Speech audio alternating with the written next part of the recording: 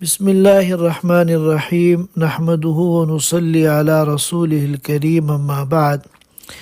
ابھی حضرت الاستاد علامہ قمر الدین شیخ الحدیث دارالعلوم دیوبند کے انتقال پرملال کی خبر موصول ہوئی۔ انتہائی افسوس ہوا کہ ملت اسلامیہ ایک عظیم عالم اور طلبہ مدارس ایک عظیم رہبر سے محروم ہو گئے۔ حضرت کا وطن شہر گورکھپور تھا اور چونکہ ناچیز کے نانا حضرت مولانا عبید اللہ بلیاوی رحمۃ اللہ علیہ کا بھی شہر گورکھپور سے تعلق تھا، اس نسبت پر ناچیز سے بہت شفقت فرماتے تھے۔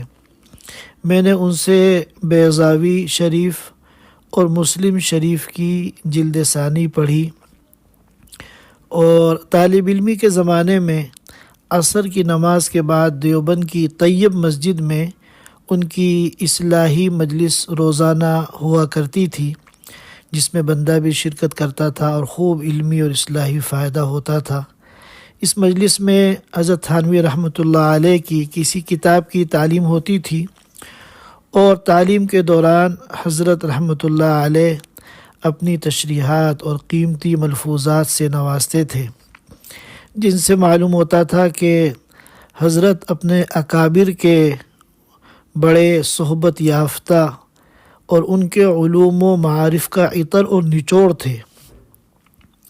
حضرت ایک لمبے عرصے سے عصا استعمال کرتے تھے اور کبھی کبھی مزاحاً طلباء سے فرماتے تھے کہ یہ لاٹھی بڑی تاریخی ہے، اس نے طلباء کی بڑی بڑی اسٹرائک کو گھٹنے ٹیکنے پر مجبور کیا ہے۔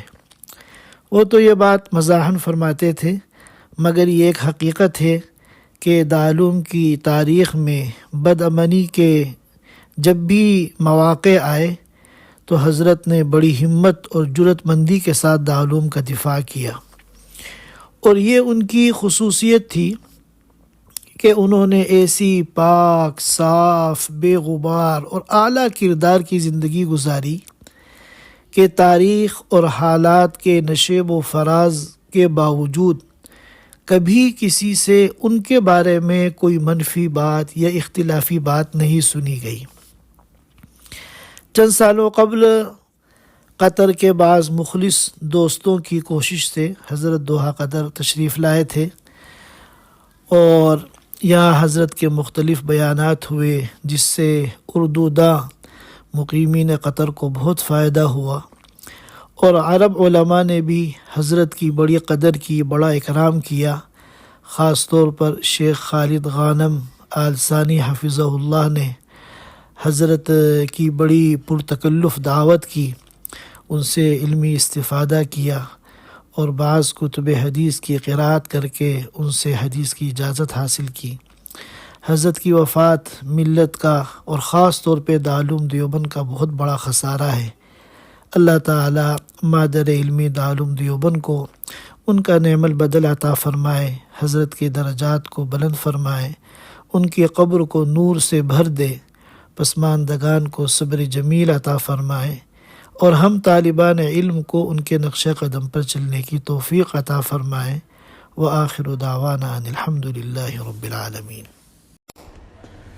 Thanks for watching. Don't forget to like, comment, share and subscribe to Al Wahid channel.